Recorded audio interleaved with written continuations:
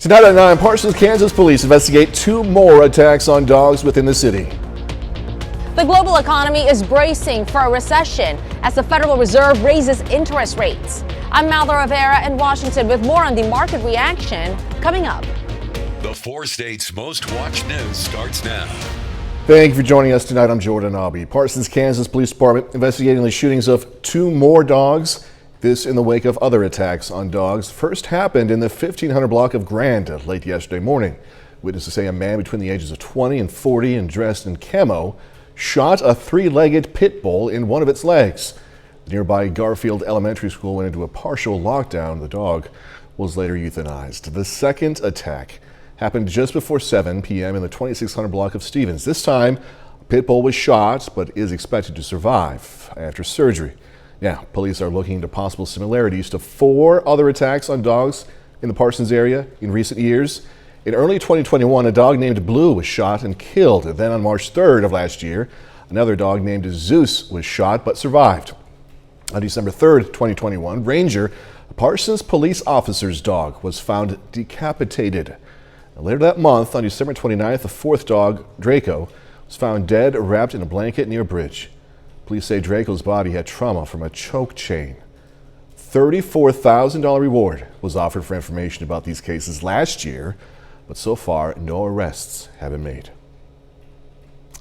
Well, this is Suicide Awareness Month. Ozarks Crisis Center is observing it with its own program in the community. KOAM's Sagumba Medeli has more on this story.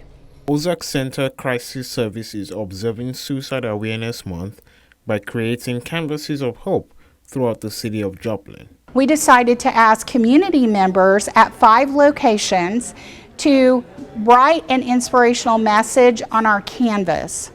And those that come to the Crisis Center or to an Ozark Center facility for treatment, they can see these messages. Since 2019, Missouri has had 5 times more suicide deaths than alcohol-related or automobile accidents. I spoke to a member of the Ozark Center, and he tells me why this is happening. It's really a layering or a combination of multiple stressors. Depends on the support systems that each person has. It's very personalized, but it's usually a significant level of stress compared to what their normal baseline is. Missouri Southern student Devani Patel participated by making a canvas. One of my uncles did end up committing suicide, and it left a big impact on my family, and it still does to this day. Even though it happened so many years ago, we still think about him, and we still think about what happened and like why maybe it happened and what we could have done to maybe prevent it, maybe put some more focus onto mental health and institutions such as these, therapists and psychiatrists. Other students are reminding their peers to seek help. Realistically, things get really tough before they get better. So as long as you just meet your goal, just keep pushing as much as you can. There's always someone that would be willing to talk to you and help you, and you're loved. In Joplin, Sagumba Medeli, KOAM News. Ozark Center facilities are going to display eventually the completed canvases. Miami, Oklahoma has a new animal ordinance, focuses on stray cats, dangerous or unwanted dogs, and irresponsible pet ownership. KOAM's Fiona discussed the animal issues with the animal shelter. Workers there, also a local resident. The city of Miami has a stray animal issue. The city leaders decided to be proactive before the problem gets too out of hand. We wanted to make sure that we had a better set of ordinances that fully encompass the needs of the city. The ordinance includes trap, neuter, and return policy that seem to be an issue in some of the neighborhoods. Basically what we'll do is we'll set traps the day before our vet appointment is scheduled, and then pick those traps up, get those animals fixed, and return them back to the exact same location that we picked them up from. We're not relocating or doing anything. The shelter is very excited about the policy. To start, they will focus in areas where humans attract the cats. There are people in town that are already feeding those cats, so we are just going to give them an approved area to do that in. A local resident I spoke to agrees the policy is an improvement. If the city will follow through, that's the way to curb the population from more kittens being born and turned loose into the neighborhood. He says Cats tend to show up on his yard at night. At night they would screech and howl, fighting each other, and get all the dogs upset. The animal shelter is also working on a registry for pets in case they get lost. Right now, Wilkins reminds people to put identification on their animals in case they do go missing. That's easy for us to contact an owner. We always try to contact the owner out in the field before they ever even make it back to the shelter. In Miami, Janna Hautala, KOAM News. Ordinance takes effect in 30 days. Well, some Carthage students learned about different countries from international students today. Columbian Elementary in Carthage and Missouri Southern international students partnered together to help the kindergarten class learn about cultures. 4 students from Chile, Saudi Arabia, Japan, and South Korea talked about their home country, language, traditions, music, and much more. This week, the school is focusing on teaching kindergartners about the different diversities in their surrounding areas. I'm hoping that this makes a lifelong impact on the students, just that they understand that there are so many cultures out here, and that it's a beautiful thing that we live in to learn about so many different people and where they come from. International students loved hearing from the student from Chile because she spoke the same language. Another student told us he just loves the food chili. So do I. Good stuff. Stocks tumbled in a bear market territory today. Investors are spooked that a global recession is looming. Fox's Madeline Rivera reporting tonight from D.C. Stocks tanked Friday, closing out a brutal week. Fears of a global recession are driving the sell-off days after the Federal Reserve raised interest rates for the 5th time since March to try and cool the economy. I don't think we're quite in a recession yet, but I do think the market's going to be difficult going forward. There are signs some industries are already struggling. FedEx, for instance, is hiking shipping rates next year over concerns that worldwide demand is weakening. It's not just US, by the way. It's Eurozone, UK, Canada, Australia, South Korea. No country can rely on exports for growth. So this is very much a global problem. And the Fed expects the unemployment rate to rise to 4.4% by the end of next year, a loss some economic experts say of about 1 million jobs. We're getting ourselves in deep trouble, and that fairly soon a lot of layoffs are coming. Still, Treasury Secretary Janet Yellen is optimistic the unemployment rate won't reach that high and that inflation will drop. 2% is the goal, and perhaps we don't get there next year, but I certainly expect to see inflation come down. But that's not stopping Republicans from slamming Democrats. These are more painful rate increases, but they have the headwinds of an unlimited amount of federal spending that Joe Biden has green-lighted with House Democrats. House Republicans released their midterm agenda on Friday, which accuses Democrats of wasteful spending. President Biden slammed the plan as a thin series of policy goals with little to no detail. In Washington, Malda Rivera, Fox News. Leaders from both Republicans and Democrats were out on the campaign trail today as the race toward the midterms is heating up and those polls are getting tight. Fox News correspondent Lauren Blanchard has more from D.C. 46 days to the midterms.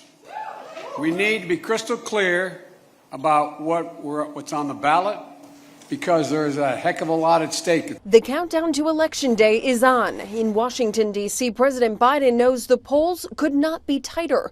An NBC News poll shows a dead heat at 46% on who voters believe should control Congress. It's a fair fight. I think history still shows that the edge strongly goes to Republicans. Republicans are rolling out their platform if they were to control one or both chambers. I will promise you this. If we get the majority, we will secure this border. The GOP says they have a plan to fix the border and lower inflation, which they blame on Democrats. They control the House, the Senate, the White House. They control the committees. They control the agencies. It's their plan. But they have no plan to fix all the problems they created. Democrats say the Republicans are offering empty promises. Don't give me a commitment. Do it. I don't want to hear your words. What I want to see is your action. Democrats have tried to focus on abortion rights, gun control, and tying Republicans on the ballot to the MAGA agenda and former President Trump. Don't tell me you support law enforcement if you can't condemn what happened on January the 6th. You can't be pro-law enforcement and pro-insurrection. Former President Trump is also on the campaign trail. He's in North Carolina, stumping for one of his picks for the Senate. In Washington, Lauren Blanchard, Fox News. KOAM News at 9 on Fox 14 takes this time to honor another four-state hero. Jane Wilson served in the U.S. Navy. A native of Fairland, Oklahoma, Wilson was stationed in the Persian Gulf. And we are proud to thank and salute Jane Wilson. She's tonight's four-state hero. Mr. Doug Cade is next with a complete look at the forecast a bit later in sports. Pitt State and Missouri Southern football both hit the road tomorrow night in Week 4. Going to hear from both teams in sports. Well, it definitely turned out to be a nice day for us today. Temperatures pretty good, most of us into the mid-80s for afternoon highs, and still temperatures right now are actually shaping up pretty nice across the region. Nice shot, Indigo Sky Casino and Resort. Of course, Indigo is just outside of Seneca, Missouri. All right, we need some rain. We don't have a lot of rain in the forecast, but look at our drought tracker. Top of the scale, exceptional drought. Now across parts of Labette, Neosho County, Crawford, Cherokee, back toward Montgomery and parts of Nowata and also Washington County. And then an extreme drought in the red all the way into southwestern Missouri. So we do need some rain. We don't have a lot of rain in the forecast, which stinks, but hopefully we can get some as we go down the road. Look at our highs today. Most of us low to mid 80s, so it actually felt pretty good. We stayed in the 70s in our upper counties or northern counties, now sitting at 70 in Stockton, 75 Neosho, 80 in Miami. We have Fredonia at 74. Yates Center is checking in at 70 degrees. Looks good, 7th and Rangeline. We have some clouds shooting through, even a few random sprinkles. 79, humidity is at 48%.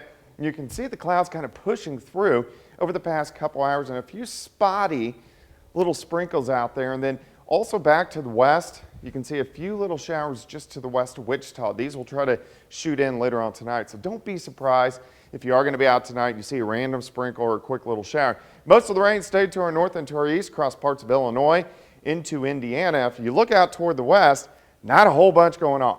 That's kind of our weather as we go through the next couple days. Really watching this tropical depression.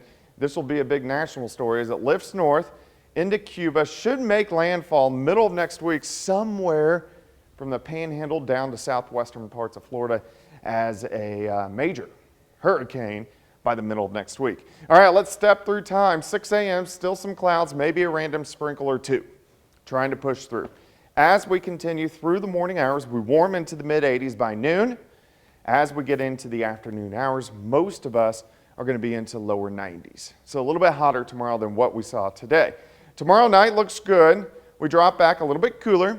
Lower 60s will be upper 50s, 59 Nevada, 59 in Fort Scott, 62 in Grove. Then as we go into Sunday, more comfortable again, 84 in Neosho, Parsons 83, Yates Center a high temp of about 79 degrees. So here's your day planner, 69 to start, 84 by noon, 88 by 5 p.m., but I think our high temp right around 93 degrees. 85 Sunday, 81 Monday, 83 Tuesday. Look at the overnight lows down into the 50s. So fall-ish weather, still fairly warm for this time of the year, but better than what we have seen over this past week. Jordan? Thanks so much, Doug. Coming up, dodging the worst. Bermuda is spared the worst from Hurricane Fiona, but the system is not done as it's trekking north toward Canada. I'm Robert Ray in Bermuda with the details coming right up. Hurricane Fiona pummeled Bermuda this morning after leaving behind widespread devastation over in Puerto Rico. The eastern U.S. could feel Fiona's effects this weekend. Fox weather correspondent Robert Ray has more. Fiona churned up large swells along the east coast on Friday. The storm continuing its trek through the Atlantic Ocean on its way to eastern Canada. Forecasters there expect the worst of the conditions to occur by Saturday afternoon. But up and down the eastern U.S., rip currents and strong surf will be an issue for beaches throughout the weekend. Waves could reach heights of up to 10 feet. We were watching it from days ago. Where is it coming? Where is it going to track? How close is it going to get? Early Friday, Fiona brushed past Bermuda, dropping heavy rain and whipping up high winds. According to the local power company here, about 70% of the island woke up without electricity. Officials opened shelters and closed businesses ahead of Fiona's arrival. I have lots of water, snacks, canned meat, not so many perishables, mostly non-perishables I purchased for the storm. And in Puerto Rico, hundreds of thousands are still without power or running water, 5 days after Fiona made landfall. Full restoration is expected to take several more days. The Biden administration has hundreds of FEMA and other federal officials on the ground to help with the recovery efforts. Is that the Puerto Rican people have been able to open commerce because of the swift response that they, with us, have executed. And another system brewing in the Caribbean could be a major storm by early next week. In Bermuda, Robert Ray, Fox Weather. And still ahead, going to hear from parents upset they weren't first given approval for a vocabulary lesson for their children. There's an old saying, is this lesson about politics? Okay, you're learning about politics, or does it have too much politics in it? You get it? Vocabulary worksheet sparking up a heated debate at a high school in Connecticut. Some parents saying topics surrounding race and gender, in this case, need to be discussed, while others say teachers shouldn't be teaching outside of the curriculum. Fox's Alicia Machado has more on the debate. Parents and students divided in Southington after a document with controversial material was distributed in a 10th grade English class at Southington High School, according to the superintendent. As a parent, I do not agree with these political theories being taught to my children. Censoring students from identities and topics discussed socially as well as in literature is a threat to both education and the safety of our students. According to a segment on Fox's America Reports, the worksheet in question included terms like white privilege, social justice, and Latinx, among others. I'm for parental rights. Tensions running high before the meeting as people with the group Families for Freedom rallied outside of the municipal building, met with opposition. Shut up, there you go. I'm done with you. The group's founder has kids in Southington public schools and says she's concerned about teachers teaching outside of the curriculum. We want, parents to have the first say in what's being taught to their kids. And it doesn't matter what the worksheet is. We want policy change that teachers will not teach things outside the curriculum. But other parents and students we spoke with weren't bothered by the worksheet. I think that we read books that talk about very deep topics and hard to talk about topics, but if we can't talk about them respectfully, I don't understand how we can talk about literature in general. So I think it's important that we talk about those issues. Politicizing a lesson, information that's being provided to students that's not trying to change their beliefs, but trying to educate them on what words and phrases mean, I think has gone over the top. In addition to public comment, board members and the superintendent also gave statements. Let me be clear, moving forward, I support this teacher and all teachers in our district. The superintendent says the material has been reviewed and says the teacher now realizes the resources may not have been neutral. Upon investigating the situation, it's very clear to us that this teacher had no ill intent. We acknowledge that our processes for classroom learning were not followed regarding this material, but I resent that a personnel matter regarding one of our teachers and our schools have been turned into a political platform by those who have non-educational agendas. Coming up, trip to Georgia where a well-known house is up for sale. The four-state zone back right after this. Now this is something, some amazing research photos of fetuses and their mothers. Shows their reactions to certain flavors. That's according to a new study. Researchers from Durham University in England conducted a study of 100 pregnant women. The mothers were given capsules filled with powdered versions of carrots, also kale. Now, one ultrasound image shows the fetus smiling after the mother ate the carrot. Right there, there's a smile. The other reaction we saw a few seconds ago showed a grimace face after the mother ate kale. The ultrasounds were taken 20 minutes after moms took the capsules. There's that kale. Ugh. All right, the home in the hit Netflix show Stranger Things is up for sale. Stranger Things. Oh my goodness. Home isn't in Hawkins, Indiana, which is the fictional setting of the show. Rather, it's in Fayetteville, Georgia. The Byers family lived in the home for the first few seasons of Stranger Things. It was built in 1900. Okay, so it's got some writing on the walls. Selling for $300,000. It reportedly has 3 beds, 2 baths. The house is described as a fixer-upper It might be the perfect place, I agree, right here for an Airbnb. Talk about an easy listing for that realtor, though. All you have to do is say, this house was in Stranger Things. Easy sell right there, right? I would assume, anyway. 30 more minutes, news, weather, and sports coming away. Neosho County, Kansas Community College unveils its new state-of-the-art tech center. Going to visit there. Plus, you're going to hear about a new state park in southwest Missouri, now open. Proud day for Neosho County Community College officials in Kansas who opened a state-of-the-art technology center. The ribbon cutting ceremony was attended by students, donors, and a state senator. Building the technology center took roughly a year thanks to passionate donors, also state grants. We are very excited about this center and its ability to bring folks together for workforce development. Besides hosting up to 8 technical programs here, including welding, construction, aerostructures, and IMT, we're also the home of Kansas Works. The center is already operational with 8 programs and class sizes ranging from 20 to 25 students. Pittsburgh Art Walk held its 16th annual Fall Art Walk in downtown Pittsburgh. The Art Walk showcases work from local artists. Artists use the event to sell their work or also gain exposure, something that's important there. The Art Walk is open to all kinds of artists, new and old. Well, for me, this is the first time sharing my art with the community since I was in high school. So it's been 20-something years ago, 25 years ago. So it's really exciting for me. It's a little bit nervous. I'm a little bit nervous about it. But just getting out there and the supportive community is really great around here. Pittsburgh Art Walk's planning another art showcase event in November. Missouri celebrated the grand opening of one of its newest parks today. Bryant Creek State Park is over in Douglas County. Reporter Madison Horner gives us a look inside. Located in southern Douglas County, Bryant Creek State Park features many natural attributes from large oaks, shortleaf pines, and steep river hills that front the stream from which it's named. Before there were cars, Bryant Creek was the main north-south travel route through the watershed. Travelers would walk, ride their horse, or drive their wagons up and down Bryant Creek. It's going to have a big impact on this area.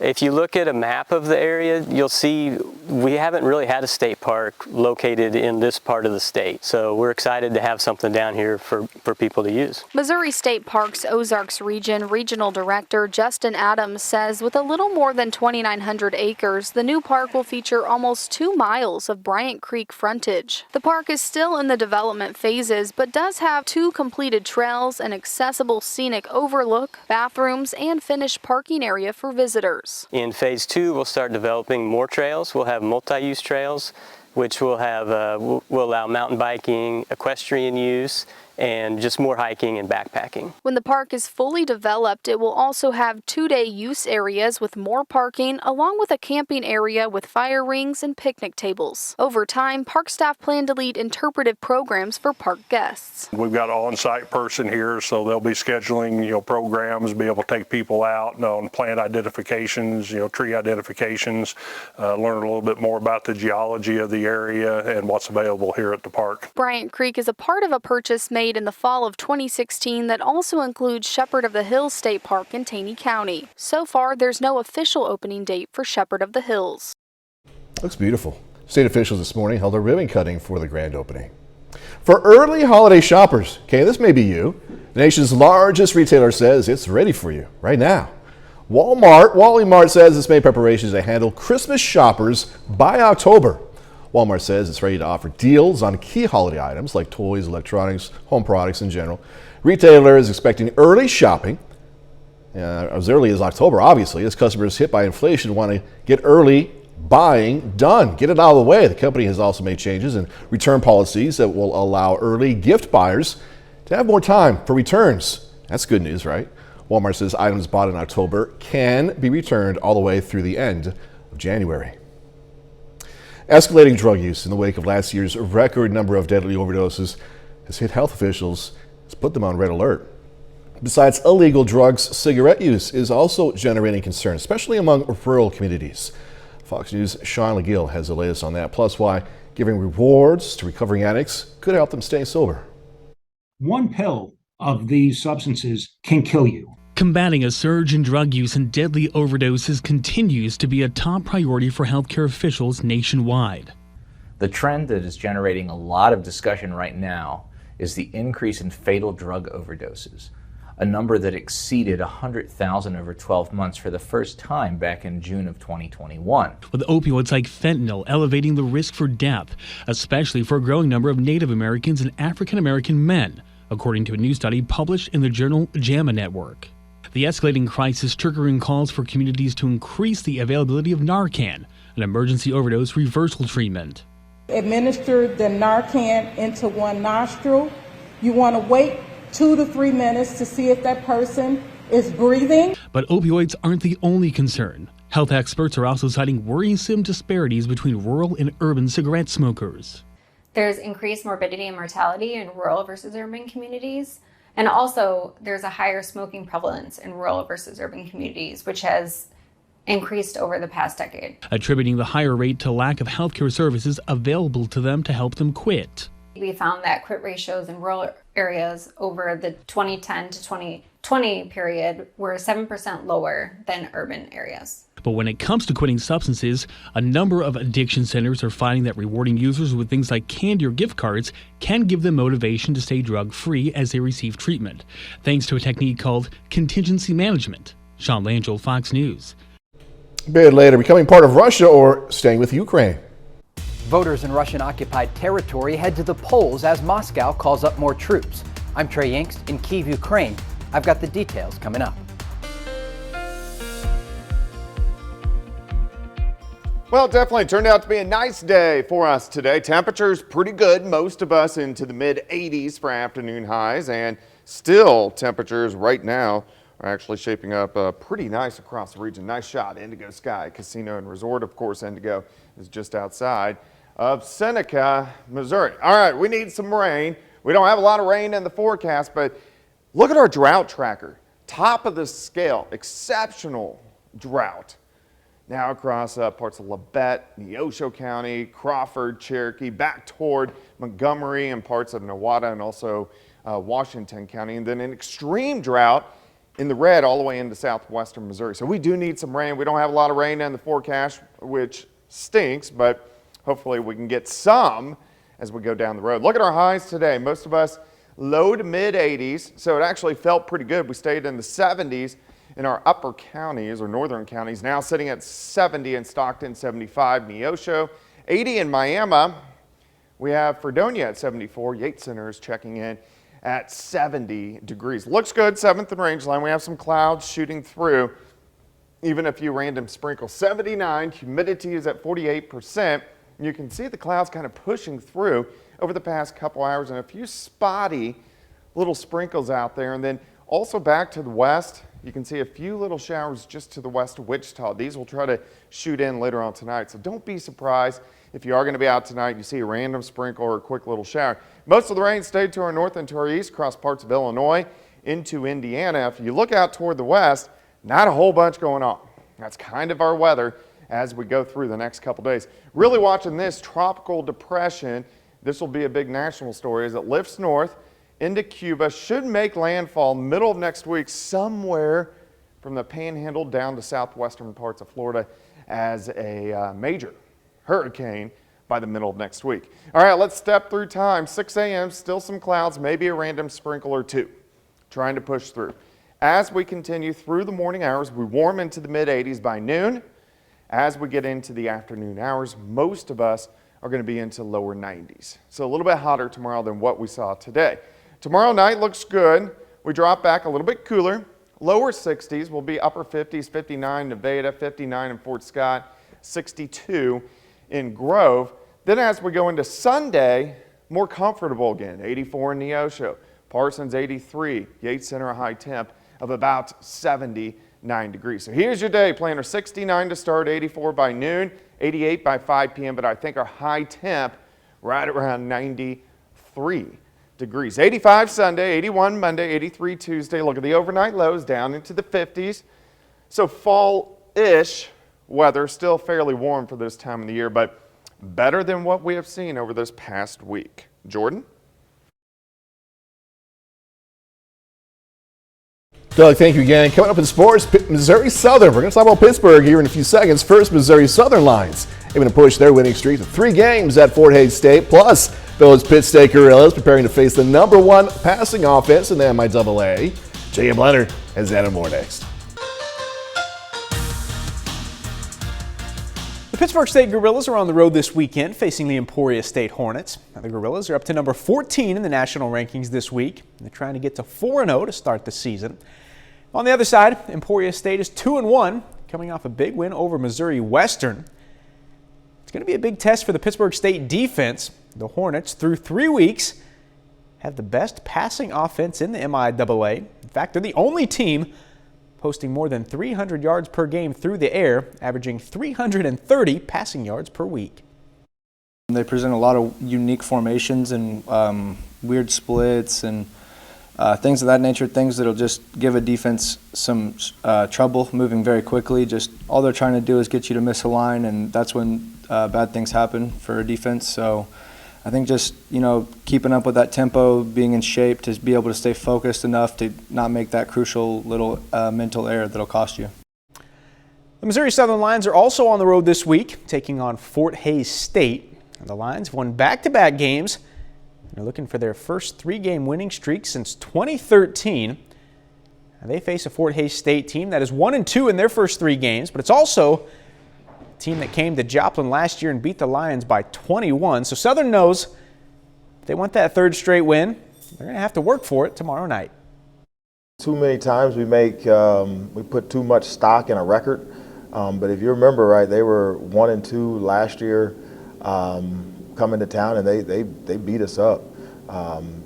This is a team that's getting better every week. It's a team, when you look at their 2 deep, it's filled with sophomores and redshirt freshmen, and that tells me that they're going to get better every week, because you got a coach over there that won the league in 17 or 18, so they didn't forget how to coach, they didn't forget how to win games, and so we'll have a good opponent. The Kansas City Chiefs are 2-0 to begin the season. Last week, the Chiefs won their home opener over the Chargers, 27-24.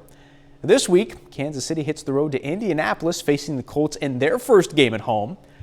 Like we do here every Friday night, right now, it's time to hear from the voice of the Chiefs, Mitch Holthus, in this week's Minute with Mitch.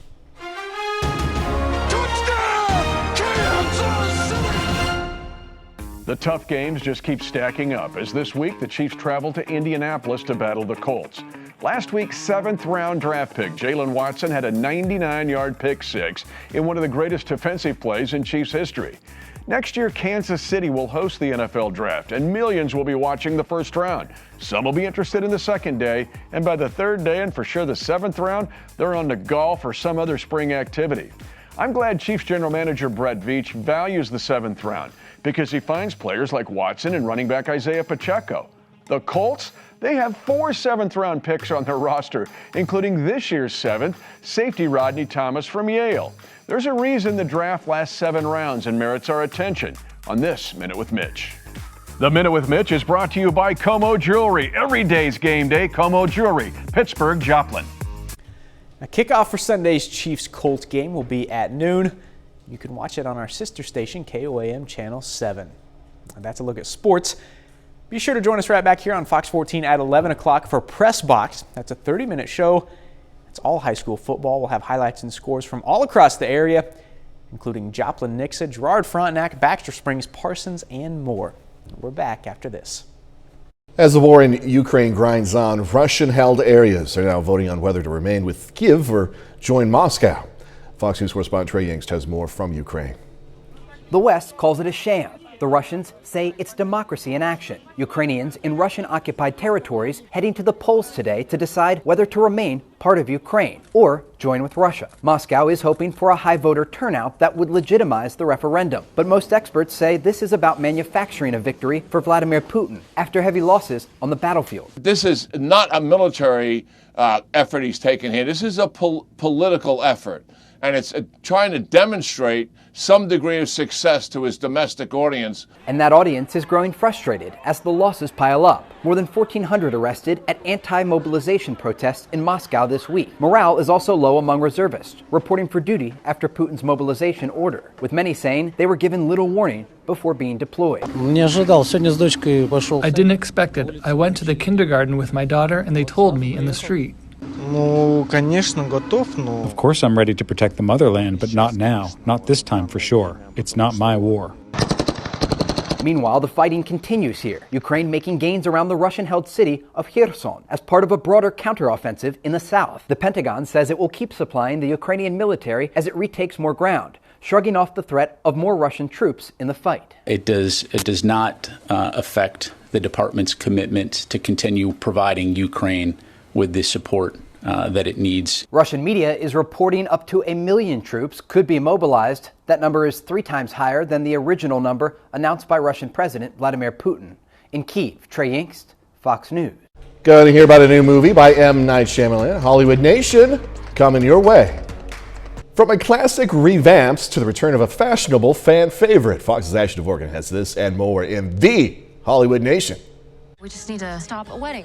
A star-crossed twist. Emily shares new pics and a scary fun time in today's Hollywood Nation. Jordan Peele and Henry Selick's Wendell and Wild will open the 5th Animation is Film Festival October 21st. The mission of the festival is to champion animation as a cinematic art form. It's the U.S. premiere of the stop-motion Halloween adventure, which features the voices of Peele, Angela Bassett, and Keegan-Michael Key. The film debuts on Netflix October 28th. The 4 of us are here to prevent the apocalypse. Today's first looks pay a visit to M. Night Shyamalan's new thriller, Knock at the Cabin. The newly released trailer shows a young girl and her parents taken hostage by 4 strangers who demand they choose, save your family or save humanity from an apocalypse. Dave Bautista and Jonathan Groff star. The film is in theaters February 3rd. Bonjour, Emily in Paris Season 3. First look photos give a sneak peek at the fashions, friends, and French adventure coming up as the Lily Collins-led series continues soon on Netflix. My boyfriend is about to make the biggest mistake of his life. And Wherefore Art Thou, Rosalind? A trailer was also released for the upcoming Flip the Shakespearean script comedy Rosalind, putting a twist on Romeo and Juliet, with Caitlin Dever starring with the perspective of Romeo's ex. The tale will be told on Hulu October 14th. Oh, Juliet! In Hollywood, Ashley Dvorkin, Fox News. That is our time for tonight. Thanks so much for joining us. Gonna leave you tonight with video of a tree kangaroo. Man, I thought at first that was a bear, but a tree kangaroo at the San Antonio Zoo. Enjoying some watermelon there. Yeah, pretty good. Hey, have a great, safe weekend. Do this all again tomorrow. See you then.